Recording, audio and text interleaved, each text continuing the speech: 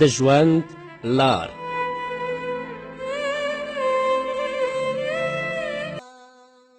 بسم الله الرحمن الرحيم. الحمد لله رب العالمين حمد الشاكرين. الصلاة والسلام على سيد الأنبياء والمرسلين سيدنا ونبينا وشفيعنا ومولانا محمد وعلى آله وأصحابه الطيبين الطاهرين. قدرمنو اوریدونکو د ژوند د لارې د خپرونې مینوالو، السلام علیکم ورحمت الله وبرکاته. ستاسو روغتیا او خوشحالي د پاک رب نه غواړم، په دې هیله چې د صحت او عافیت جامې پر تن ولرئ او خوشحالي مو په برخه وي. دا دی زه محمد یاسین فهیم د ژوند د لارې د خپرونې په وړاندې کولو کې ستاسو په خدمت کې یم. زموږ د نن ورځې د خپرونې موضوع بیا هم له ګناهونو څخه د خلاصون لارې. درنو اوریدونکو، په تیرو خپرونو کې تاسو واوریدل چې په دنیا کې د بنده پاکوالی په څلورو شیانو ترسره کیږي. لومړی توبه، دویم استغفار. په تیرې خپرونه کې د توبې په اړه موږ وغږېدلو، خو انشاء الله په نننۍ خپرونه کې به د استغفار په هکله غږیږو. الله رب العزت په خپل کلام کې په سورة انفال کې په 33 آیت کې فرمای: وما كان الله ليعذبهم وأنت فيهم وما كان الله معذبهم وهم يستغفرون. الله فرمایی او نه دی الله چې پر دوی باندې عذاب راولیږي تر څو چې ته پکې موجود یې، او نه دی الله رب العزت چې دوی په عذاب کړي په داسې حال کې چې بخښنه غوښتونکي وي. ابن عباس رضی الله تعالی عنه فرمایی چې په دې امت کې 2 امنونه دي. یو د محمد رسول الله صلی الله علیه وسلم وجود چې رسول الله لاړه، لکه چې الله وایي وما کان الله لیعذبهم وانت فیهم، او بل استغفار چې پاتې دی، لکه چې الله وایي وما کان الله معذبهم وهم یستغفرون. نو که غواړئ چې د الله رب العزت د عذاب نه په امن کې پاتې شئ، که غواړئ چې د فتنو او د مصیبتونو نه مو الله رب العزت وساتي، نو استغفار وایئ، د رب العزت نه بخښنه غواړئ. همدارنګه الله رب العزت په سورة آل عمران کې 106 آیت کې فرمای: والذین اذا فعلوا فاحشة او ظلموا انفسهم ذکروا الله فاستغفروا لذنوبهم ومن یغفر الذنوب الا الله ولم يصروا على ما فعلوا وهم یعلمون. الله فرمایی او هغه کسان چې کله یو بد کار یعنی لویه ګناه وکړي یا په ځانونو زیاتی وکړي یعنی وړه ګناه وکړي، نو الله یاد کړي او د ګناهونو بخښنه وغواړي، او بې له الله بل څوک ګناه بخښونکی نشته، او دغه خلک بیا هغه کار ته په داسې حال کې چې پوهیږي نه ورګرځي. مسلمان باید په کثرت سره استغفار ووایي او له الله رب العزت څخه تل بخښنه وغواړي تر څو یې ګناهونه محو شي او د الله رب العزت د مهرباني او د رحمت مستحق شي. د نبی کریم صلی الله علیه وسلم په یو حدیث کې راځي، دا حدیث ابو داود روایت کړی او ځینې علما ورته ضعیف هم ویلي: څوک چې زیات استغفار وایي، الله رب العزت به ورته له هر خفګان او پریشانی نه راحت او له هرې تنګسیا څخه د خلاصون لار وګرځوي او له داسې ځایه به روزي ورکړي چې د ده په ګمان کې به نه وي. جعل الله له من کل هم فرجا، د هر خفګان او پریشانی نه به الله دوی ته راحت ورکړي. او په پای کې وایي ویرزقه من حیث لا یحتسب. همدارنګه ام المؤمنین عایشې صدیقه رضی الله تعالی عنها فرمای: ښه ژوند او نیکه بدله ده هغه چاته چې په خپل عملنامه کې ډیر استغفار عمومي. علامه ابن رجب حنبلی په خپل کتاب کې جامع العلوم والحکم کې د حضرت حسن بصری رحمه الله قول را نقل کوي. حسن بصری رحمه الله وای تاسې په کورونو کې پر دسترخوانونو باندې په لارو بازارونو او په مجالسو کې او هر چیرې چې یاست ډیر استغفار وای، ځکه تاسې نه پوهیږئ چې څه وخت د الله رب العزت بخښنه او مغفرت را نازلیږي. او د لقمان حکیم څخه نقل شوي دي چې هغه خپل زوی ته دا نصیحت کوه: ای زویه، خپله ژبه دې په دې باندې عادت کړه چې اللهم اغفر لی، ای الله بخښنه راته وکړي، ځکه چې الله رب العزت ته داسې ساعتونه او داسې وختونه دي چې هغې کې د غوښتونکي غوښتنه نه رد کوي. ته همیش په خپله ژبه باندې استغفار وایه. امید ده چې الله رب العزت تا ته بخښنه وکړي او رب العزت ستا د ګناهونو نه تا ته تیر شي او رب العزت دې د جهنم د اور نه وساتي. د نبی کریم صلی الله علیه وسلم په مبارکو ارشاداتو کې د استغفار ځینې خاصې کلمې او د هغې فضائل راغلي دي. باید چې هر مسلمان یې ویلو ته توجه وکړي او هغه خپله وظیفه وګرځوي، تر څو د ګناهونو له چټلیو څخه پاک او له خطرونو څخه نجات ومومو. چې په دې ځای کې به زه د استغفار ځینې مهمې کلمې او د هغو فضائل تاسو ته په لنډه توګه وړاندې کوم. د ابو داود او د ترمذي حدیث دی. نبی کریم صلی الله علیه وسلم فرمای: څوک چې ووایي استغفر الله الذي لا اله الا هو الحي القیوم واتوب الیه، یعنی بخښنه غواړم له هغه الله څخه چې بې له هغه بل څوک د عبادت مستحق نشته، ژوندی او انتظام کوونکی دی او هغه ته توبه وباسم، نو الله به یې ګناهونه وبخي که څه هم له جنگ یعنی د جهاد څخه فرار کړی وي. استغفر الله الذي لا اله الا هو الحي القیوم واتوب الیه. دا خو څه سخته نه ده. همدارنګه د ابو داود او د ترمذي بل حدیث دی. راوی د حدیث حضرت عبدالله ابن عمر رضی الله تعالی عنهما دی. هغه فرمایي چې موږ په یوې ناستې کې د محمد رسول الله صلی الله علیه وسلم څخه 100 ځله دغه کلمه شمیرله چې رسول الله به ویل: رب اغفر لی وتب علی انک انت التواب الرحیم. ای ربه، ته ما ته بخښنه وکړي او توبه را باندې وباسي او قبول یې کړې، بېشکه چې ته ډېر توبه قبلونکی او ډېر مهربان. دا خو اسانه ده. که غواړې چې رب العزت دې د ګناهونو نه پاک کړي په دنیا کې، نو وایه چې رب اغفر لی وتب علی انک انت التواب الرحیم. همدارنګه د بخاري او د مسلم حدیث دی. راوی د حدیث بیا هم حضرت عبدالله ابن عمر رضی الله تعالی عنهما دی. هغه فرمایي چې ابابکر صدیق رضی الله تعالی عنه محمد رسول الله ته وویلې: داسې یوه کلمه راته وښیه چې په لمانځه کې وایم. محمد رسول الله ورته وفرمیل: داسې وایه: اللهم انی ظلمت نفسي ظلما کثیرا ولا يغفر الذنوب الا انت فاغفر لي مغفرة من عندك وارحمني انك انت الغفور الرحیم. ای الله، ما له خپل ځان سره زیاتی او ظلم کړی او یوازې ته بخښونکی د ګناهونو یې، نو ما ته له خپله جانبه بخښنه وکړه او پر ما باندې مهرباني وکړه، بېشکه چې همدا ته ډېر بخښونکی او زیات مهربان. او امام ابن رجب حنبلی رحمه الله وای: بهترین استغفار دا دی چې بنده لومړی د خپل رب ثنا ووایي: الحمدلله رب العالمین، او بیا پر خپل ګناه باندې اعتراف وکړي، وایي چې یا الله دا ګناه مې کړی، او د دې نه وروسته بیا د خپل رب نه بخښنه وغواړي، لکه څرنګه چې د سید الاستغفار په کلمه کې راغلی دي.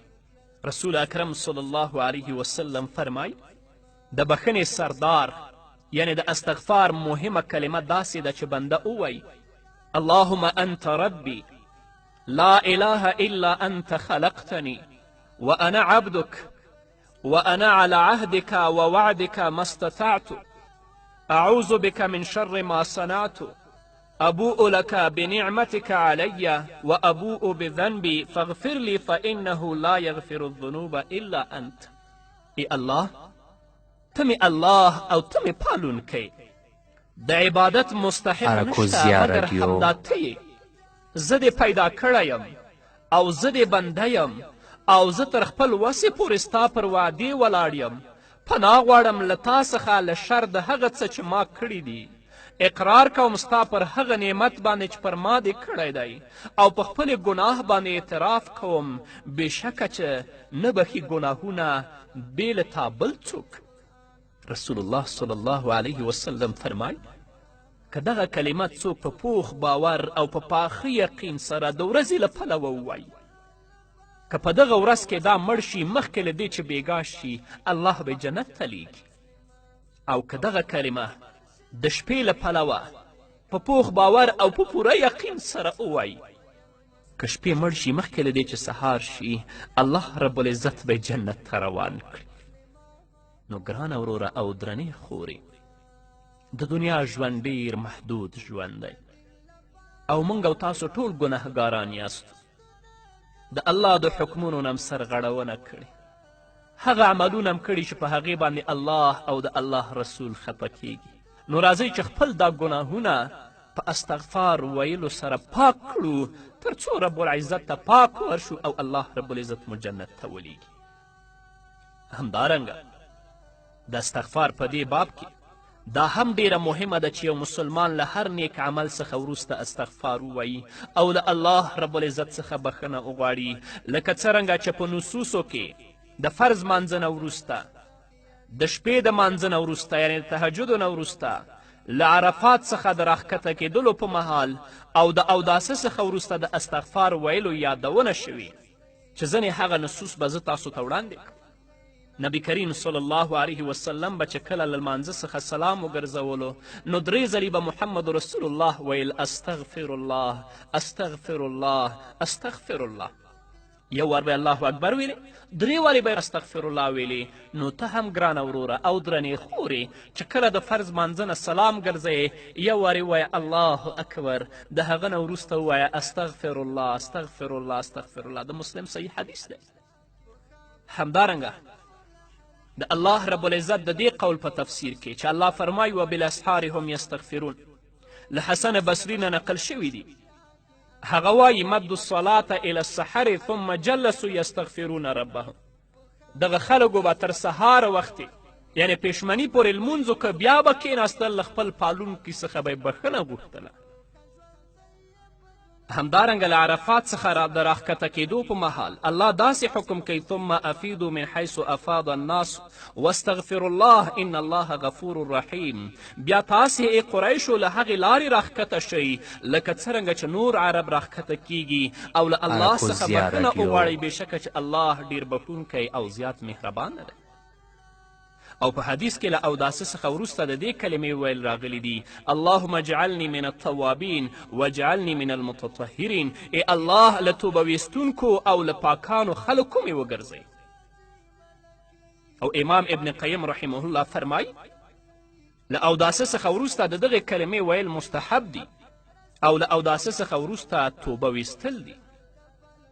نو رب العزت دې موږ ته هم توفیق راکړي چې په استغفار باندې خپل ځانونه په دنیوي ژوند کې پاک کړو تر څو رب العزت ته د ګناهونو نه پاک ورشو. په همدې هیله درنو اوریدونکو نور به م واورو خو د یوې دمې نه وروسته. قدرمنو اوریدونکو بیا هم زموږ سلامونه ومنئ. په دنیا کې د بنده پاکوالی په څلورو شیانو ترسره کیږي. اول توبه، دویم استغفار، دریم نیک اعمال. لکه چې الله رب العزت په خپل کلام کې په سورة هود کې 114 آیت کې فرمای ان الحسنات یذهبن السیئات ذلک ذکرى للذاکرین. بېشکه چې نیکي بدي له منځه وړي. او الله فرمایي چې په دې کې د نصیحت اخیستونکو لپاره یادونه او نصیحت دی. او د ترمذي حدیث دی. نبی کریم صلی الله علیه وسلم معاذ بن جبل رضی الله تعالی عنه ته فرمایي اتق الله حیث ما كنت واتبع السیئة الحسنة تمحها وخالق الناس بخلق حسن. هر چیرې چې له الله رب العزت څخه وویرېږه او د بدي پسې نیکي کوه چې له منځه وړي، یعنې دا کومه نیکي چې د بدي پسې وروسته کوي هغه ستا بدي له منځه وړي، او له خلکو سره په ښو او غوره اخلاقو چلند کوه. قرآني او نبوي نصوص کله یو پلوه په دې دلالت کوي چې نیک عملونه الله ته د قربت او جنت ته د ننوتلو ذریعه ده، نو له بله پلوه په دې هم دلالت کوي چې هغه د ګناه د محوه کولو او د بخښنې وسیله هم ده. انشاء الله په دې راتلونکو خپرونو کې به تاسو ته ځینې هغه اعمال بیان شي چې د هغو په کولو سره الله رب العزت ستاسو ګناهونه محوه کوي، چې په دې اعمالو کې لومړنی عمل ایمان او جهاد دی. لکه چې الله رب العزت فرمایي یا ایها الذین آمنوا هل ادلکم علی تجارة تنجیکم من عذاب علیم.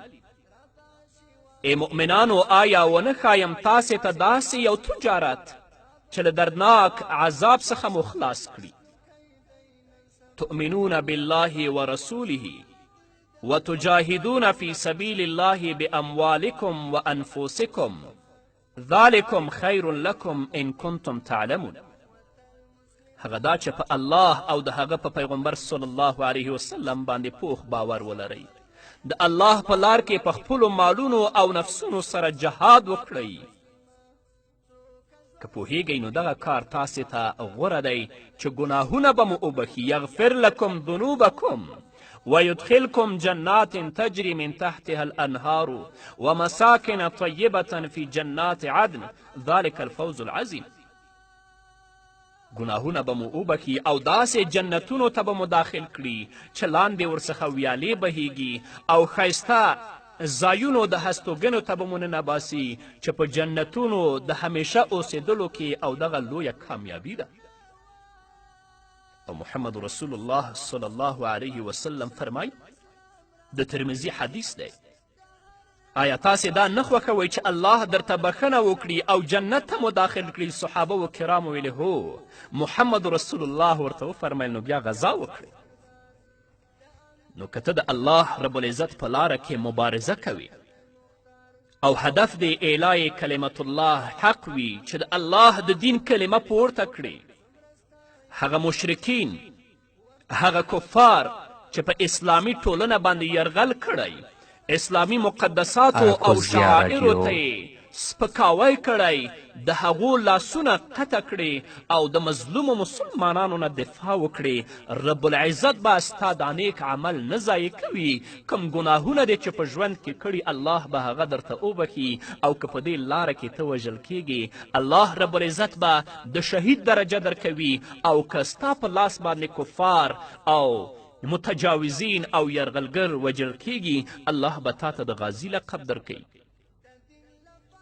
همدارنګه دویم لمونځ او اودس د بخاري او د مسلم حدیث دی. نبی کریم صلی الله علیه وسلم فرمای چې خبر راکړئ ماته که چیرې له تاسې څخه د چا د کور په دروازه کې د اوبو ویالې وي، ارأیتم لو ان نهرا بباب احدکم یغتسل فیه کل یوم 5 مرات. چیرې له تاسې څخه د چا د کور په دروازه کې د اوبو ویالې وي، روزانه پکې 5 ځله لامبي، نو آیا د هغه پر بدن به کم خیری او یا کومه چټلي پاتې شي؟ صحابه و کرامو وویلې چې هیڅ خیره به پر بدن پاتې نشي چې د کور تر مخه یې ویاله وي، نهر وي او په هغه کې د ورځې 5 ځلې لامبي. نو محمد رسول الله وفرمیل نو همدا مثال د 5 لمنځونو دی چې په هغې سره الله ګناهونه محوه کوي. که ته د 5 وخته منځونو پابند یې او هغه مونځ په ټول آداب سره ته ادا کوې، رب العزت به ستا ګناهونه محوه کوي، الله به دې د ګناهونو نه پاک کوي. همدارنګه د مسلم حدیث دی، نبی کریم صلی الله علیه وسلم فرمایي نشته هیڅ یو مسلمان چې کله فرض لمونځ حاضر شي نو دی په ښه شان اودس وکړي، په لمانځه کې ښه خشوع او عاجزي وکړي او په ښه طریقه رکوع وکړي، مګر دا چې د مخکینیو ګناهونو لپاره باید دغه عمل کفاره وګرځي تر څو یې چې په لوی ګناه باندې راتګ نه وي کړی او دغسې عمل به همیش داسې کوي.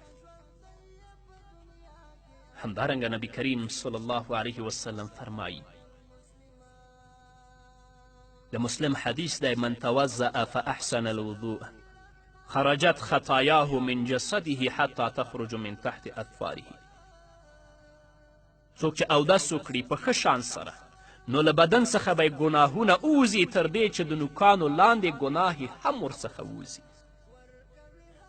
نو رب العزت دی موږ ته په خپل ژوند کې د نیکو اعمالو توفیق راکړي تر څو په دې نیکو اعمالو سره الله رب العزت زموږ ګناهونه راته وبخي او رب العزت مو په خپل ژوند کې د ګناهونو نه پاک کړي. نو قدرمنو اوریدونکو مسلمانانو ورونو او خویندو د دنیا ژوند ډیر لنډ ژوند دی. په دې ژوند باندې او په دې خوندونو او خواهشاتو باندې کله مه دوکه کیږئ. الله ته به ورځئ، الله رب العزت به درنه پوښتنه کوي. نو راځئ چې د ګناهونو نه توبه وباسو، خپل رب ته د تضرع او د عاجزي لاسونه پورته کړو، خپل رب نه بخښنه وغواړو او د نیکو اعمالو پابند شو تر څو زموږ رب زموږ نه راضي شي. په همدې هیله قدرمنو اوریدونکو دا وه زموږ د نن ورځې خپرونه چې ستاسو درانه حضور ته وړاندې شوه. تر بلې خپرونې پورې چې زه بیا هم ستاسو درانه حضور ته راځم، تاسو ټول په لوی او بخښونکي الله سپارم. پاتې ژوند مو نیکمرغه، ښاد، بریالي او کامیاب اوسئ.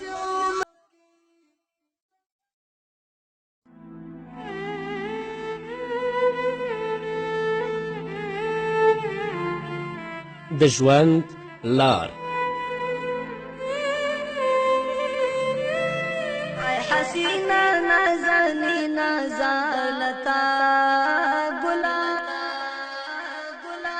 ای حسینہ نازنینہ زالتا گلا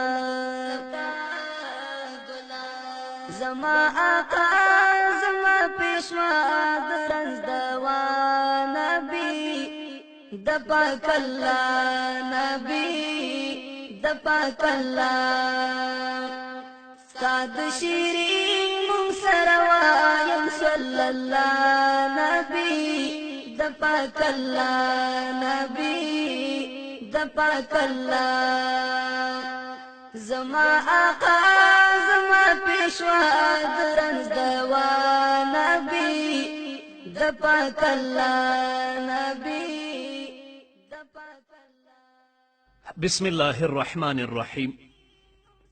الحمد لله رب العالمين حمد الشاكرين، الصلاة والسلام على سيد الأنبياء والمرسلين سيدنا ونبينا وشفيعنا ومولانا محمد وعلى آله وأصحابه الطيبين الطاهرين.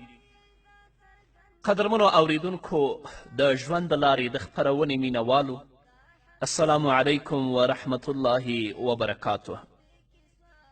ستاسو روغتیا او خوشحالي د پاک رب نه غواړم، په دې هیله چې د صحت او عافیت جامې پر تن ولرئ او خوشحالي مو په برخه وي. دا دی زه محمد یاسین فهیم د ژوند د لارې د خپرونې په وړاندې کولو کې ستاسو په خدمت کې یم. زموږ د نن ورځې د خپرونې موضوع بیا هم له ګناهونو څخه د خلاصون لارې. درنو اوریدونکو، په تیرې خپرونه کې د زړه د سموالي په هکله باندې څه ناڅه وغږېدلو، خو په نننۍ خپرونه کې په دې باندې غږېږو چې د زړه نیغوالی او استقامت په څه باندې رامنځته کیږي. علما لیکي چې د زړه نیغوالی او د زړه استقامت په دوو شیانو رامنځته کیږي. اول، د هر سیز پر محبت باندې د الله رب العزت محبت ته ترجیح ورکول او د الله رب العزت محبت مخکې کول. نو کله چې د الله د محبت او د بل کوم شي د محبت ترمنځ تعارض راشي باید د الله تعالی محبت ورباندې مخکې شي. د دې دعوه خو آسانه ده خو په فعل سره دا ډیر سخت کار دی چې د امتحان په وخت کې بیا ښه معلومات کیږي. لکه چې علما لیکي عند الامتحان یکرم المرء او یهان. د امتحان او آزمایښت په مهال به بنده عزتمن کیږي او یا به سپکه ګرځي. نو یا الله خپلې مینې او محبت ته زموږ په زړونو کې داسې ځای ورکړه چې ستا مینې او محبت سره د بل شي مینه کله هم مقابله ونه شي کولی. نو کله دی چې د هر څیز په محبت باندې د الله رب العزت محبت ته ترجیح ورکوله، د الله مینې ته ترجیح ورکوله، نو زړه به دې نیغ او مستقیم وي. چې زړه سم شه، زړه نیغ شه، زړه مستقیم شه، نور اعضا باندې په خپله سمیږي. دویم، د امر او د نهی تعظیم کول. او دغه اصل د الله تعالی له تعظیم څخه سرچینه اخلي، ځکه چې هغه امر کوونکی او منع کوونکی دی. تا چې د الله د امر او د الله د نهی تعظیم وکړه، تا د الله تعظیم کړی، ځکه چې امرم هغه کوي، نهی هغه کوي. او الله رب العزت د هغو خلکو مذمت بیان کړی دی چې د هغه تعظیم نه کوي. الله فرمایي ما لکم لا ترجون لله وقارا. سورة نوح 14 آیت دی. څه دي پر تاسې باندې چې د الله د درناوي هیله نه لرئ؟ نو که د رب العزت د امر او د رب العزت د نهی تعظیم وکړه، په دې باندې به الله ستا زړه نیغ کي، الله به ستا زړه ته استقامت ورکي چې زړه دې نیغ او مستقیم شه، خوشبخته انسانی. د امر او د نهی د تعظیم علامې او نښې دا دي چې بنده تل د رخصتونو پسې لاړ نشي. علامه ابن قیم د دې مثال په الوابل الصیب کې لیکي. د مثال په توګه په اوړي کې د ماسپښین د لمانځه د ادا کولو لپاره ابراد راغلی، چې یعنې مونځ لږ په یخني کې وکړي، خو باید چې ډېر وروسته نشي. تل به په رخصت باندې عمل نه کوي چې دا یې ویلي دي چې ته به په اوړي کې مونځ په ابراد کې کوې او ډېر ناوخته د ماسپښین مونځ کوې. همدارنګه په خوراک باندې ځان مړول رخصت دی، خو باید دومره ګېډه ډکه نه کړی شي چې خوراک یې ستوني ته راورسیږي، او نه دایما د ګېډې ډکول مقصد وګرځي، بلکه کله وږی کله موړ وي او کله کله خوندور څیز هم پرېږدي. د ګېډې په ډکولو کې معیار او مقیاس هغه حدیث دی چې رسول الله فرمایي ثلث لطعامه و ثلث لشرابه و ثلث لنفسه.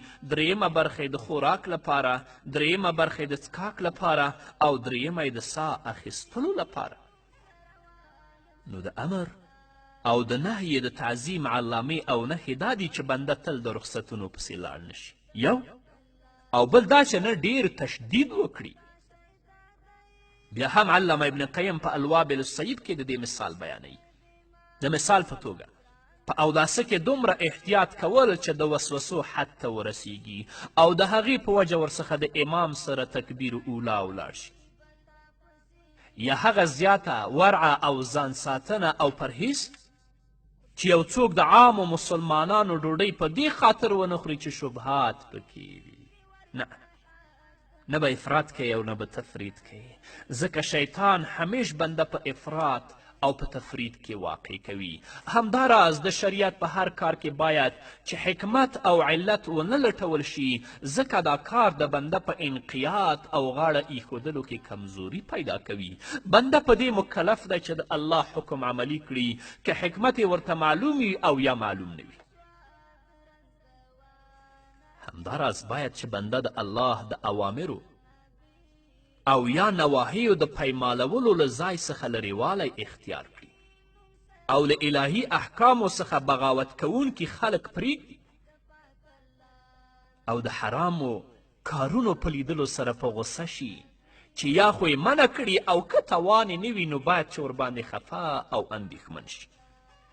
نو درنو ورونو او درنو خویندو، که غواړئ چې الله رب العزت ستاسو زړونه نیغ او مستقیم وګرځوي، نو د الله رب العزت مینې ته په نورو مینو باندې ترجیح ورکړئ، د الله مینه په نورو مینو باندې مخکې کړئ، همدارنګه د الله د امر او د الله رب العزت د نهي تعظیم وکړئ. همدارنګه هر مسلمان رور او هر مسلمان خور باید په دې تلاش کې وي چې د زړه د آفتونو او د زړه د ناروغیو علاج او درملنه وکړي. الله رب العزت په سورة یونس کې 50 آیت کې فرمایي: یا ایها الناس قد جاءتکم موعظة من ربکم وشفاء لما فی الصدور. ای خلکو، تاسې ته د خپل پالونکي د خپل پروردګار له اړخه نصیحت راغلی دی او دوا د هغو مرضونو لپاره چې په سینو کې دي. همدارنګه الله رب العزت په سورة اسراء کې 82 آیت کې فرمایي: وننزل من القرآن ما هو شفاء ورحمة للمؤمنین. او له قرآن څخه هغه څه را نازلوو چې د مؤمنانو لپاره ټول شفا او رحمت دی. علامه ابن قیم جوزی رحمه الله په خپل کتاب کې اغاثة اللهفان فی مصاید الشیطان په دې کې لیکي: په قرآن کریم کې داسې ښکاره نښې او قطعي دلایل موجود دي چې حق څرګندوي او له باطل څخه یې بیلوي او د همدې په واسطه باندې د زړونو د مرضونو سرچشمې، شبهات او ناروا شهوتونه له منځه ځي. ځکه چې کله د قرآني دلایلو له لارې د انسان د علم، تصور او ادراک پاک شي، نو بیا به هر شي ته په خپل حیثیت او حقیقت سره ګوري. د آسمان د څرمنې لاندې داسې کوم کتاب نشته چې د قرآن کریم په څیر په اوچتو مطالبو او واقعي دلایلو مشتمل وي. داسې بل کتاب نشته. قرآن کریم د شبهو او شکونو د لرې کولو لپاره حقیقي دوا او علاج دی. نو دغه علاج د بنده پر پوهې باندې متوقف دی چې دی څومره د قرآن کریم مراد او مطلب پیژني. کله چې الله تعالی یو بنده ته د قرآن کریم پوهه روزي کړي، د قرآن کریم پوهه ورکړي، نو حق ورته له باطل څخه ښکاره شي چې بیا یې د زړه په واسطه په ښکاره توګه داسې ګوري لکه څرنګه چې شپه او ورځ ګوري. کله چې الله د قرآن پوهه درکړه، په قرآن باندې پوه شوې، نو حق به د باطل نه داسې درته ښکاري لکه څنګه چې شپه او ورځ ګورې، پوهیږي چې دا شپه ده او دا ورځ ده. هلته به داسې پوهیږي چې دا حق دی او دا باطل دی. نن ورځ چې خلک حق او باطل سره ګډوي، اگر که په نامه ملایان دي، هغوی ته الله د قرآن پوهه نه ده ورکړې. د زړه د علاج په سلسله کې دا یقین لرل هم پکار دي چې بې له قرآني دلایلو د خلکو آرا او عقلیات یا خو د نورو خلکو په تقلید بنا دي او یا دروغ دي چې د حق په مقابل کې نشي ودرېدلی. او د شهوتونو له مرض څخه د زړه د شفا لپاره قرآن کریم د ترغیب او ترهیب اسلوب استعمال کړي دي. په ښه موعظې سره خلک له دنیا څخه بېرغبتي ته رابللي او د آخرت لوري ته تشویق کړي دي چې په دې اړوند له عبرت څخه په ډکو مثالونو او قیسو باندې مشتمل دی. خو کاش چې موږ په قرآن باندې پوهېدلی. قرآن کریم د بدو او فاسدو ارادو موجبه امراض له منځه وړي چې په دې طریقې سره زړه سمون مومي او زړه چې سم شي نو اراده سمه شي او بیا انسان هغه فطرت ته راوګرځي پر کوم باندې چې پیدا شوی دی چې بالاخره د هغې په نتیجه کې کسبي او اختیاري حرکات او اعمال اصلاح شي. دغه عملیه د بدن ظاهري صحت سره مشابهت لري چې کله جوړ شي او خپل اصلي روغ طبیعت ته راوګرځي او لکه څرنګه چې د بدن نمو او قوت په غذاګانو سره رامنځته کیږي نو په همدې څیر زړه په معنوي اړخ کې د ایمان او قرآن په واسطه باندې تغذیه کیږي او کله چې تغذیه شي کلک او پیاوړی شي او پادشاهي یې مضبوطه شي او پر نورو غړو باندې واکمن شي نو هر یو بدن او زړه دې ته اړتیا لري چې قوت واخلي نمو وکړي پیاوړی شي تر څو د کمال او سمون مرحلې ته ورسیږي لکه څرنګه چې بدن مناسبې غذا او خوراک ته محتاج دی او له ضرري شیانو څخه حفاظت ته اړتیا لري نو په همدې څیر زړه مناسبې روحي غذا او له ضرر رسونکو شیانو څخه وقایې او ساتنې ته اړتیا لري تر څو نمو وکړي سمون او اصلاح عمومي او دې کار ته رسیدل پرته له قرآن کریم او الهي وحی څخه ممکن نه دی نو که غواړې چې الله دې زړه اصلاح کړي که غواړې چې الله رب العزت دې زړه ته سمون ور په برخه کړي قرآن ته رجوع کړه ځکه الله رب العزت په خپل کلام کې فرمایي یا ایها الناس قد جاءتکم موعظة من ربکم وشفاء لما فی الصدور او که غواړي چې د خپل د زړه د مرضونو علاج وکړي نو قرآن ته رجوع وکړه ځکه الله رب العزت په خپل کلام کې فرمایي وننزل من القرآن ما هو شفاء ورحمة للمؤمنین الله رب العزت دې موږ ته د قرآن پوهه را نصیب کړي الله رب العزت دې موږ په قرآني احکامو او اوامرو باندې عامل وګرځوي تر څو رب العزت د دنیا او آخرت ښېګڼې زموږ په برخه کړي په همدې هیله قدرمنو اوریدونکو نور به م واورو خو د یوې دمې نه وروسته نبی د پاک الله خدای دې نصیب کړي ورته حج د بیت الله نبی د پاک الله نبی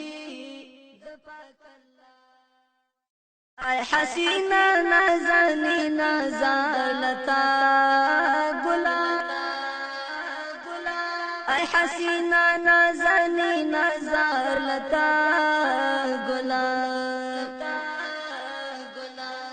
زما آقا زما پیشوا درنز دوا نبی د پاک اللہ نبی د پاک اللہ ساد شیرین مون سروایم صلی اللہ نبی د پاک اللہ نبی د پاک اللہ زما آقا زما پیشوا درنز دوا نبی د پاک اللہ نبی د پاک اللہ قدرمنو اوریدونکو بیا هم زموږ سلامونه ومنئ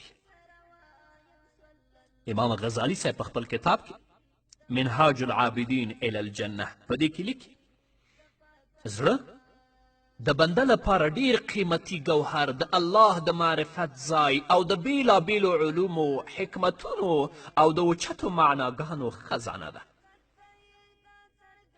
ځکه ټول ښه صفتونه او نیک خویونه په زړه کې پیدا کیږي نو د دغسې ارزښتناکو څیزونو خزانه باید له هر راز آفتونو او خطرونو څخه باید وساتل شي او هغه کارونه چې د بندگانو د ښویېدنې سبب ګرځي زړه خرابوي له سیر څخه یې منع کوي او تباهي ته یې رسوي د زړه آفتونه بلل کیږي چې هغه په څلورو آفتونو کې خلاصه کیږي اول اوږد امید لرل دویم بیړه کول دریم حسد کول څلورم لویي او کبر کول دا د زړه آفتونه دي او کم کارونه چې د بندگانو د استقامت سبب ګرځي زړونه ورباندې اصلاح کیږي کامیابي ته رسوي د زړونو ښه صفتونه او مناقب بلل کیږي چې هغه د زړه د آفتونو ضد صفتونه دي او هغه هم په څلورو کې خلاصه کیږي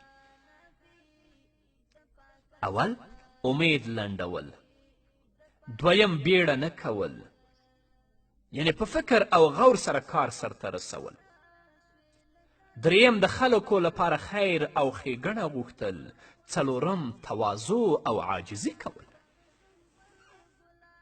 باید چې انسان په خپلې ټولې توانایي سره د زړه له آفتونو څخه ځان وساتي او په ځان کې د ښو صفتونو پیدا کولو لپاره کوشش وکړي او هغه حاصل کړي تر څو کامیاب شي. همداراز د شهوت غلبه، غصه کول، بخل، په ځان ویاړېدل، ریا، بدګماني، غفلت، مغرورتیا او داسې نور تباه کوونکي صفتونه چې ځای زړه دی باید چې بنده یې درملنه وکړي. که چیرې یو څوک په خپل ځان کې د دغسې کوم بد صفت احساس وکړي نو په دې فکر دی شي چې هغه څنګه له منځه یوسي. د مثال په توګه په خپل ځان او عمل باندې ویاړنه. د دې مهلک صفت په لمنځه وړلو کې باید بنده دا فکر وکړي چې عمل کول خو زما د بدن کار دی او زما په اختیار سره کیږي، خو دا هر څه د الله په پیدایش او د هغه په فضل سره شوي دي، ځکه چې د عمل دغه غړي او زما دغه توانایي، اراده او حرکت دا ټول الله پیدا کړي او د هغه اراده پکې شامله ده. نو ولې په خپل عمل یا په خپل ځان فخر وکړم، حال دا چې زما ځان په مستقله توګه دا هر څه نه دي کړي. همدارنګه د زړونو د مرضونو په علاج کې دې ته هم باید پاملرنه وشي چې لومړی باید د مرض علت ته وکتل شي او بیا یې معالجه په ضد سره وشي. نو لکه څرنګه چې د بدن د تودوخي یعنی د حرارت علاج په یخني سره کیږي او که د بدن مرض یخني وي نو علاج یې په تودوخي سره کیږي، چې د دغه قانون له مخې د زړه د ناروغیو لکه جهل په علم سره، بخل په سخاوت او مال لګولو سره او لویي په تواضع سره معالجه کیږي. او د بدن د صحت اعتدال ساتلو قانون له مخې باید چې د زړونو صفات همداسې د اسراف حد ته ونه رسیږي. د بخل علاج او درملنه به په سخاوت سره کوي، خو دومره مال به نه لګوي چې ته اسراف وکړي. نو الله رب العزت دې موږ ته توفیق راکړي چې هغه مرضونه چې زموږ په زړونو کې پراته دي د هغو علاج په قرآن سره وکړو. اوس په دې باندې باید پوه شو چې زړه په څه باندې ژوندی کیږي. علامه ابن قیم وایي د زړه ژوندون په ذکر باندې همیشه والی او په پرېښودلو د ګناهونو سره دی. ته ګناه پرېږده، الله همیش یادوه، په دې باندې به د الله زړه ژوندی کړي. امام ابن قیم رحمه الله وایي ما له خپل استاد شیخ الاسلام علامه ابن تیمیه رحمه الله څخه اوریدلي چې هغه ویل څوک چې دغه کلمې یا حی یا قیوم لا اله الا انت د سهار د سنتو او فرضو ترمنځ 40 ورځې ووایي نو په دې سره به الله رب العزت زړه ژوندی کړي. کله چې د سهار سنت ادا کړي د هغه نه وروسته دغه کلمې وایه یا حی یا قیوم لا اله الا انت تر 40 ورځې پورې چې ته دا ووایې الله رب العزت به دې زړه ژوندی کړي. او لکه څرنګه چې الله تعالی د بدن ژوندون په خوراک او څکاک سره ګرځولی، همداراز یې د زړه ژوندون په ذکر باندې په همیشه والي، په انابت، له غفلت څخه په لرې کېدو او د ګناهونو په پرېښودو سره ګرځولی. اما د زړه دغه ژوندون د رزیلو کارونو او بدو شهوتونو سره تعلق لرلو باندې کمزوری کیږي. لکه څرنګه چې عبدالله ابن مسعود رضی الله تعالی عنه فرمایي هغه انسان مړ نه دی چې مړ شي او په مرګ سره آرام وکړي، بلکې اصلي مړی هغه دی چې په ژوندو کې مړ وي. د ابن مسعود نه پوښتنه وشوه چې داسې مړی څوک دی؟ هغه وفرمایل هغه چې نیک کار نه پیژني او بد کار بد نه ګڼي. نو اصلي سړی هغه دی چې د زړه له مرګ څخه ویریږي، نه د بدن له مرګ څخه. موږ ګورو چې زیاتره خلک د بدنونو له مرګ څخه ویره او ډار لري، خو د زړونو د مرګ پروا نه کوي او نه له دغه طبعي ژوند څخه پرته بل ژوند پیژني. دغسې حالت د زړه او روح د مړوالي په وجه رامنځته کیږي. نو الله رب العزت دې موږ ته توفیق راکړي چې د خپل زړونه د الله رب العزت په یاد باندې همدارنګه د ګناهونو په پرېښودلو سره ژوندي کړو. او که نه مو الله یاد وي او نه ګناهونه پرېږدو، یعنی نیک کار نه پیژنو او بد نه ګڼو، نو بیا مو زړونه مړه دي. چې زړه مړ شه بیا به د شیطان د تباهي، هلاکت او د بدبختیو کندو ته ورګزاروي. الله دې زموږ خویندې او ورونه ترې وساتي. په همدې هیله درنو اوریدونکو، دا وه زموږ د نن ورځې خپرونه چې ستاسو درانه حضور ته وړاندې شوه. تر بلې خپرونې پورې چې زه بیا هم ستاسو درانه حضور ته راځم، تاسو ټول په لوی او بخښونکي الله سپارم. پاتې ژوند مو نیکمرغه، ښاد، بریالي او کامیاب اوسئ. دوا نبی د پاک الله نبی د پاک الله ستا د شیرین نوم سره وایم صلی الله نبی د پاک الله نبی د پاک الله ستا د اخلاقو صفاتو هیڅ مثال نشته دی. دا حقیقت دی دا څرګند دی کې سوال نشته دی. دا حقیقت دی دا څرګند دی کې سوال نشته دی. د نور شغلې دکړې خورې په دې دنیا نبی د پاک الله نبی د پاک الله د نور شغلې دکړې خورې په دې دنیا نبی د پاک الله نبی د پاک الله زما آقا زما پیشوا درنځ دوا نبی د پاک الله نبی د پاک الله ستا د شیرین نوم سره وایم صلی الله نبی د پاک الله نبی د پاک الله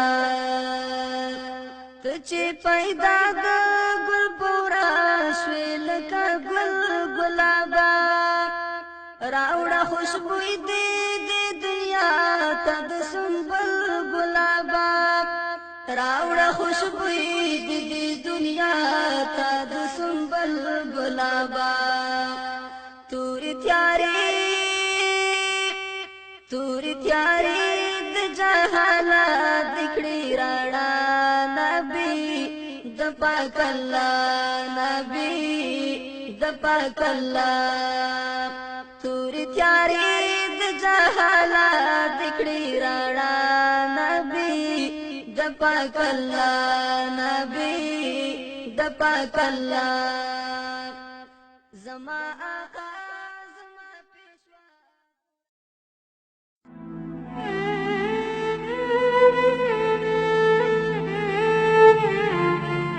د ژوند لار.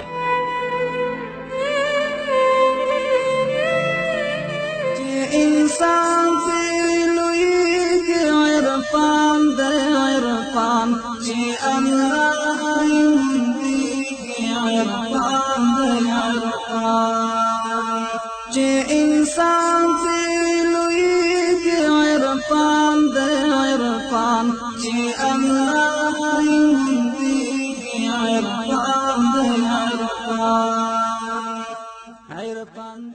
بسم الله الرحمن الرحيم. الحمد لله رب العالمين حمد الشاكرين، الصلاة والسلام على سيد الأنبياء والمرسلين سيدنا ونبينا وشفيعنا ومولانا محمد وعلى آله وأصحابه الطيبين الطاهرين. قدرمنو اوریدونکو د ژوند د لارې د خپرونې مینوالو، السلام علیکم ورحمت الله وبرکاته. ستاسو روغتیا او خوشحالي د پاک رب نه غواړم، په دې هیله چې د صحت او عافیت جامې پر تن ولرئ او خوشحالي مو په برخه وي.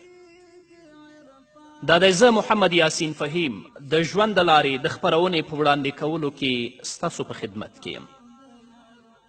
زموږ د نن ورځې د خپرونې موضوع بیا هم د یو مسلمان ځانګړتیاوې. درنو اوریدونکو، د یو مسلمان په ځانګړې توګه د یو بلونکي او د یو دعوتګر 14مه ځانګړتیا دا ده چې هغه به ځان ته نیک او متقي ملګری غوره کوي. د مسلم حدیث دی. راوی د حدیث حضرت ابو موسی اشعری رضی الله تعالی عنه دی.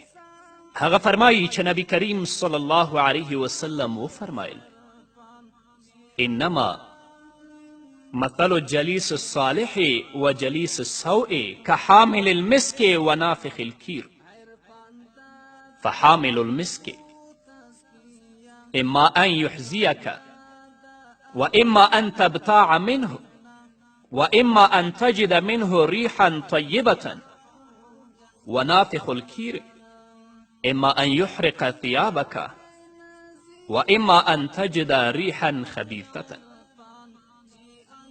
محمد رسول الله صلی الله علیه وسلم فرمای د صالح او د نیک ملګري او د بد ملګري مثال د مشکو د رابارونکي او په بنۍ کې د پوکونکي آهنګر په څیر دی. د مشکو رابارونکی یا به پخپله د مشکو نه درکوي یا به یې ترې په پیسو اخلي او یا به یې پاکیزه بوی تا ته رسیږي. هر چې د آهنګر په بنۍ کې پوکونکی دی یا د جامې در سوځي یا یې بد بوی تا ته در رسیږي. همدارنګه د بخاري او د مسلم حدیث دی. راوی د حدیث حضرت ابی هریره رضی الله تعالی عنه دی. هغه فرمایي عن النبی صلی الله علیه وسلم المرء على دین خلیله فلینظر احدکم من یخالف.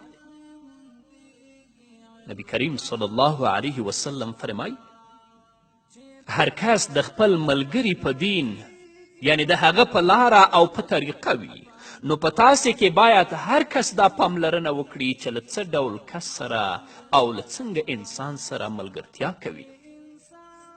که ستا ملګري ښه خلک ول کیدای شي په خپل ژوند کې د هغو نه څه زده کړي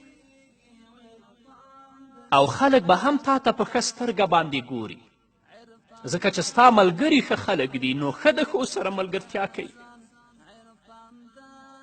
او که خدای مکړه ستا ملګرتیا او ستا دوستی فاسدو بې حیاو خلکو سره وه کله به هم د هغوی د بې حیایي او د هغوی د فساد د جال نه سر راونه باسي او خلک به هم درته په بده سترګه ګوري ځکه وایي کس د هغه د ملګري نه پیژندل کیږي.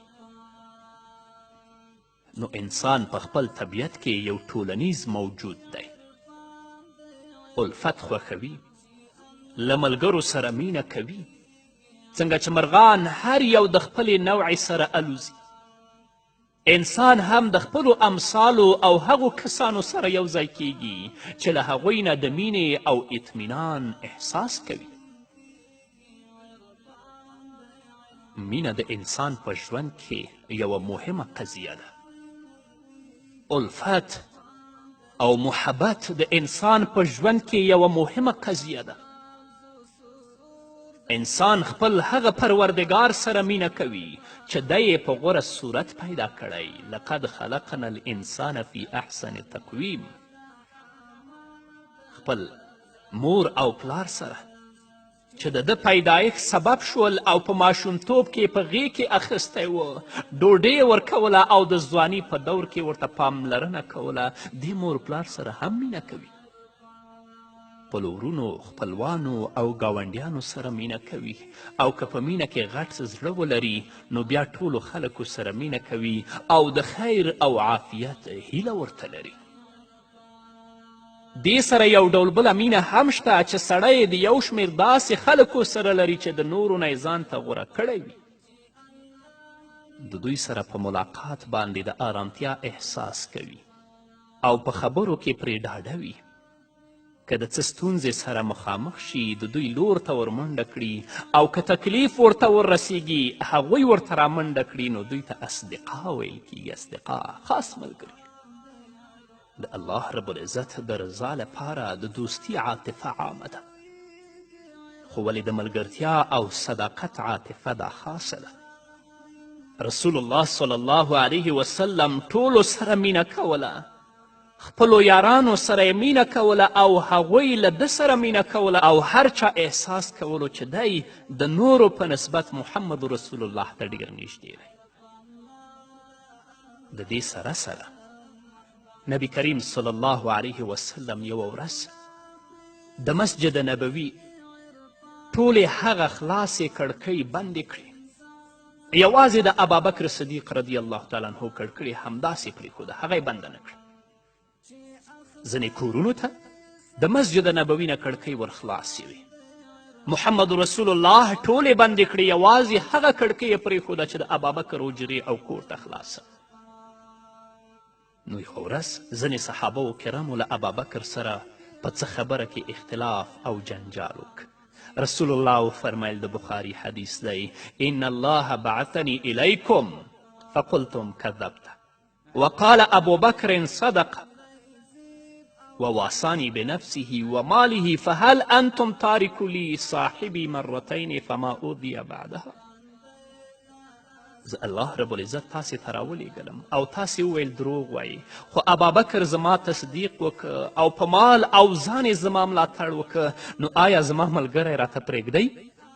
دا خبره رسول الله 2 ځله وکړه. له دې نه وروسته بیا ابابکر هیڅ ونه ځورول شو. نو چې کله دا موضوع دومره اهمیت لري او هر څوک د خپل ملګري په دین وي او په مثبت یا منفي شکل ترې اغیزمن کیږي، اسلام هم دې موضوع ته جدي پاملرنه کړې او خپلو پیروانو ته یې حکم کړی چې باید په دې کار کې د پوره دقت نه کار واخلي او پام وکړي چې له څه ډول کس سره ملګرتیا کوي او څنګه ملګرتیا ورسره کوي. نو زما درنو اوریدونکو، په ځانګړې توګه ځوانانو ورونو، باید خپل ملګري او خپل دوستان د صالحو او نیکو خلکو له منځ نه غوره کړئ او تاسو د هغوی د ملګرتیا حقیقت وآزمایئ. په دې اړه ځان پوره ډاډه کړئ، ځکه څنګه مو چې وویلې د ملګرتیا تاثیر یو پر بل باندې ډیر ژور وي او یو د بل عاداتو ته په خپل شخصیت کې ځای ورکوي. څومره زیات لیدل شوي چې سړی په هغه لور ځي چې ملګری غواړي. که د ملګری صالح و د لاس نه به دې ونیسي، جومات ته به دې بوځي، هلته به مونځ هم وکړې او په جمع سره به یې ادا کړې. او که خدای مکړه ملګری دې فاسد و نو یا به یې ساقي خانې ته روان کړی او یا به یې د قمار او د چرسو خوا ته روان کړی. او دا تجربې ثابته کړي د چا دوستي چې نیکو کسانو سره و هغه په خپله نیک پاتې، خو ډیر نیک سړی چې کله د هغه ناسته ولاړه له فاسدو او خرابو خلکو سره شوي، دا هم د هغوی د فساد په څپو کې لاهو شوی چې بیا د راوتلو لار ورته نشته، ساحل نه پیدا کوي. محمد رسول الله صلی الله علیه وسلم د ډیر اهمیت له کبله دا موضوع د یو مثال په ضمن کې بیان کړي چې د نیک ملګري مثال د مشکو د پلورونکي په څیر وي چې د مشکو بوی ترې خپریږي. د بد ملګري مثال د آهنګر په بنۍ کې د پو کوونکي په څیر دی چې پرته له لوګي او توروالي نه سړي ته بل څه نه ورکوي.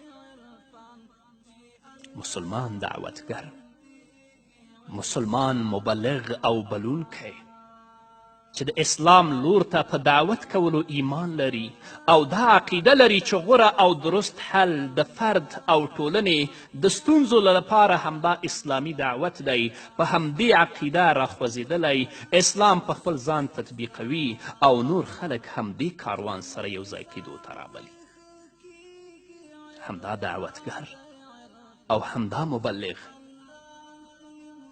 چې خپل پاکیزه بوی په ټولنه کې خپروي، خلکو سره د الله لپاره مینه کوي، ښه چلند ورسره کوي او په ورین تندي ورسره مخامخ کیږي، دوی باندې مهربان وي، په ډیر اخلاص سره ورته نصیحت کوي، نه د دوی غیبت کوي او نه نورو ته د دوی د غیبت اجازه ورکوي، له بېځایه جنجالونو او زورونکو ټوکو نه ډډه کوي، خلکو ته په ځان باندې ترجیح ورکوي، له دوی سره ریښتینی وي، چل خیانت او ټګي نه ورسره کوي، تل د خلکو خیر غوښتونکی وي، د نیکو اخلاقو څښتن، حیاناک، نرم، مهربان او مشفق وي. نو دا مسلمان دعوتگر، دا مسلمان مبلغ، دا مسلمان داعی مخلص ملګري ته اړتیا لري تر څو د هغه په مرسته خپلې نیمګړتیاوې بشپړې کړي. نو که د داسې ملګري په انتخابولو کې موافق شو او نیک ملګری یې غوره که، دا ملګری به د مسئولیتونو په ادا کولو او د نورو د حقوقو په ساتلو کې یار او مرستندوی وي.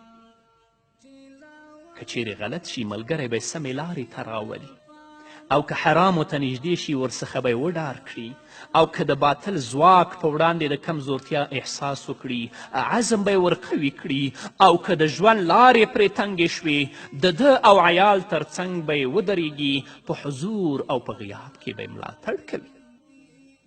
خو ولې که چیرې د ملګري په غوره کولو کې تیر وت، ځان ته بد او شوم ملګری انتخاب که، نو داسې ملګری به بیا ورته ناروا کارونه ښایسته کوي، د منکر لارې به ورته برابروي، د فساد لارې به ورته برابروي، د فحشا او د بېحیایي لارې به ورته برابروي، او د معصیت فنونو ته به یې ورداخلوي. دغه مهال به دی د هغه کس په څیر وي چې په خپل لاس یې ځان د هلاکت د کندې په څنډه ودرولی وي. وګورئ ځوانانو چې همدا اوس زما خبرې اورئ چې ستاسو ملګري څنګه خلک دي. که ستاسو ملګرتیا د نیکانو، رښتینو او صادقینو خلکو سره وي، خپل ملګرتیا لا پیاوړې کړئ. او که خدای مکړه ستاسو دوستی د بې حیاو سره وي، د فاسدو او د نارواو خلکو سره وي چې ته یم په ملګرتیا شرمېږې، مور و پلار دې م شرمېږي، دوستان دې م شرمېږي، د الله لپاره دا دوستي همدا اوس ورسره پرېږده، ځکه هغه خو د هلاکت کندې ته ورغورځېدلی، نو تا ته به م ناروا کارونه ښایسته کړي، د منکر لارې به درته برابرې کړي، د هلاکت او د بربادي کندې ته به دې ورګزار کړي. نه، ښایسته ملګری انتخاب کړه چې هم دې د دنیا ژوند ښایسته وي، هم د خلکو په زړونو او په سترګو کې محبوب وي، او د آخرت په ورځ د الله په حضور کې به همدغه نیک ملګري سره پاڅیږي او الله به دې جنت طرف ته روانوي. په همدې هیله درنو اوریدونکو نور به م واورو، خو د یوې دمې نه وروسته.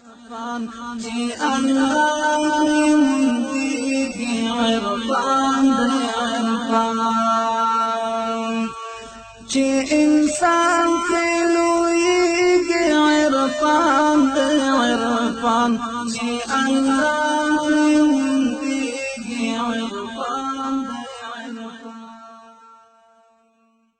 چې انسان کې لویږي عرفان دی عرفان، چې الله لویږي عرفان دی عرفان، چې انسان چې لویږي عرفان دی عرفان، چې الله لویږي عرفان دی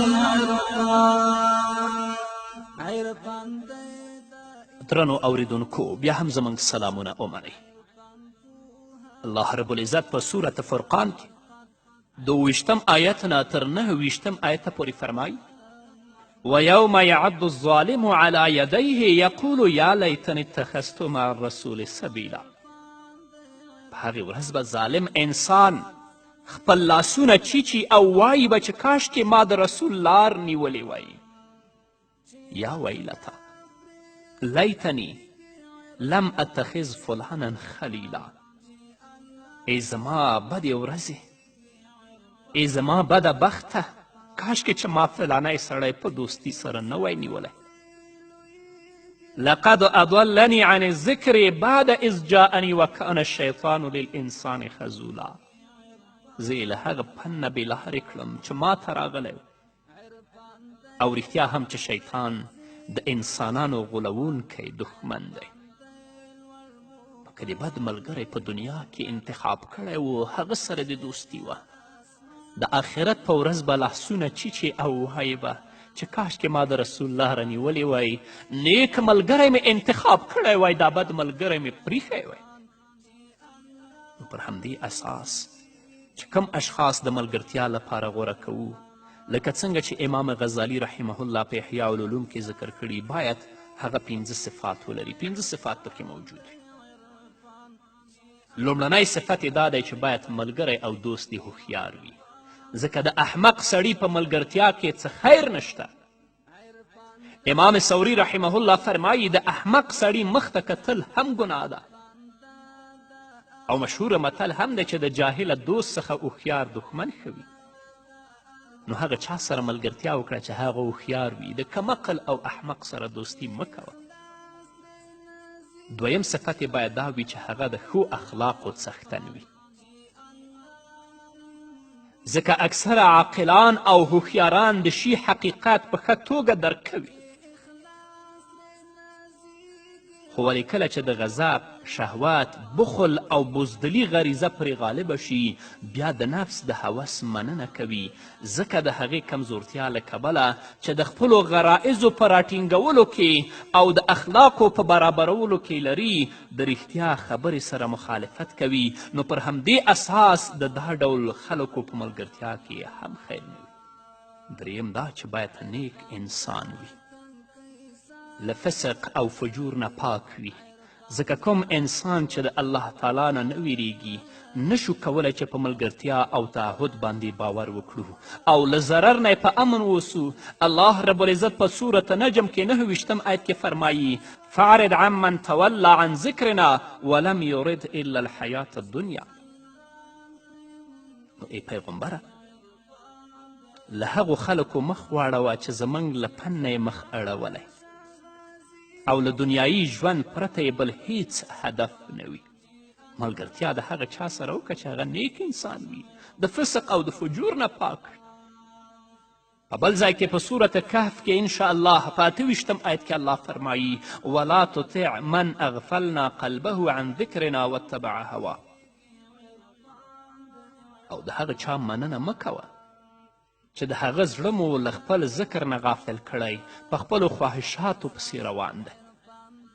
څلورم صفت چې باید ستا ملګری ولري هغه بدعتي نه وي بلکې موحد وي، ځکه د بدعتي په ملګرتیا کې بیا تا ته د بدعاتو د راتلو خطر وي. له بل پلوه بدعتي چې د پرېښودو او مقاطعې وړ وي نو څنګه هغه د ملګرتیا لپاره غوره کړو؟ هغه سره باید موږ مقاطعه وکړو، هغه باید موږ پرېږدو. دین دا درته وایي نو څنګه ته یو مبتدي او بدعتي سره به ملګرتیا کوي؟ امیر المؤمنین حضرت عمر فاروق رضی الله تعالی عنه په هغه اثر کې چې سعید بن مسیب ترې رانقل کړی فرمایي ځان ته رښتینی ملګری غوره کړه تر څو یې په څنګ کې ژوند وکړي، ځکه دوی د خوشحالي پر مهال سړي ته ښایست وي او د کړاوونو پر مهال ورته توښه او همکار وي. د خپل ورور خبره دې تر هغه مهاله ښه طرف ته اړوه چې بد یې بیخي په ښو غالب شوي نه وي. دښمن نه لرې اوسېږه، له خپل دوست نه هم وویرېږه مګر هغه دوست چې امانتدار وي، او امانتدار کیدی نشي مګر هغه څوک چې الله نه ویریږي. بدکار سره ملګرتیا مه کوه ځکه ته به یې هم ترې زده کړې، او په خپل راز یې مه خبروه، او په خپل کار کې داسې کسانو سره مشوره کوه چې الله نه وویریږي. نو بدعتي خو د الله نه ویریږي، ځکه هغه که د الله نه ایرېدلی بدعت به یې نه کوه، د رسول الله سنت به یې نه پرېښوده. خو که دوستي او ملګرتیا دې د بدعتي سره وه نو په آخرت کې به د الله رب العزت د همدغو مبتدعینو په صف کې حشر کې نه له موحدینو سره دوستي اختیار کړه. پنځم دا چې هغه کس سره دوستي وکړه چې دنیا د هغه اساسي هدف او مطلب نه وي. ځکه په دنیا د حریص سړي ملګرتیا وژونکی زهر دی. څنګه چې د انسان طبیعت په نورو پسې اقتدا او مشابهت خوښوي، نو په دنیا باندې د حریص سړي ملګرتیا د سړي لالچ او حرص راپاروي، بخل او د مال مینه یې نوره هم ډیروي. مسلمان مبلغ، مسلمان داعی او دعوتګر باید د ملګرو په غوره کولو کې خپل ځان ونه غولوي، بلکې په پوره پاملرنې سره باید داسې انسان غوره کړي چې صالح، هوښیار، ریښتینی او د ښو اخلاقو څښتن وي، تر څو یې په ملګرتیا سره الله رب العزت ته نږدې شي. ځکه د ښو انسانانو په ملګرتیا سره الله ته نږدې کیږي، د بدو ملګرتیا سره د الله نه لرې کیږي. نو الله رب العزت دې موږ ته زموږ په ژوند کې صالحه او نیکان، رښتیني او صادقان ملګري رانصیب کړي، تر څو د هغوی په ملګرتیا سره موږ هم خپل رب ته نږدې شو. الله رب العزت دې ټولو ځوانانو ورونو ته دا توفیق ورکړي چې د بدانو ملګرتیا پرېږدي او د نیکانو ملګرتیا او دوستی اختیار او غوره کړي. په همدې هیله درنو اوریدونکو دا وه زموږ د نن ورځې خپرونه چې ستاسو درانه حضور ته وړاندې شو. تر بلې خپرونې پورې چې زه بیا هم ستاسو درانه حضور ته راځم، تاسو ټول په لوی او بخښونکي الله سپارم. پاتې ژوند مو نیکمرغه، ښاد، بریالي او کامیاب اوسئ. چې تیارې پیرلیږي عرفان دی عرفان، چې الله منتیږي عرفان دی عرفان، چې انسان ترې لویږي عرفان دی عرفان، چې الله منتیږي عرفان دی عرفان. عرفان دا د نفسو تزکیه، عرفان دا د اعمالو ګیڼه، عرفان دا د ارواحو جذبه، چې اخلاص ترې نزیږي عرفان دی عرفان، چې الله منتیږي عرفان دی عرفان، چې اخلاص ترې نزیږي عرفان دی عرفان، چې الله منتیږي عرفان دی عرفان، چې انسان ترې لویږي عرفان دی عرفان، چې الله منتیږي عرفان دی عرفان.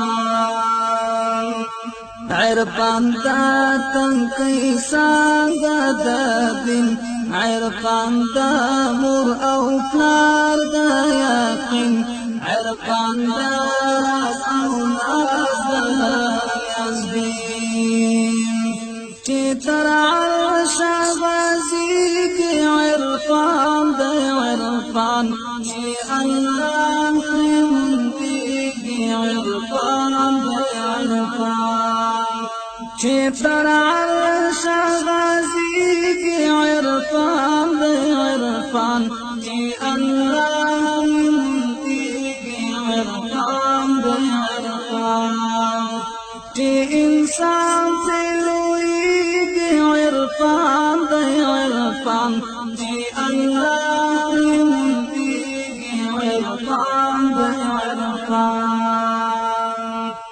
عرفان دا ټول ورکه دا ځان، عرفان دا هر وخت یاد رحمان، عرفان سازوي نفس او شیطان، چې نظام پرې ښه کېږي عرفان دی عرفان، چې الله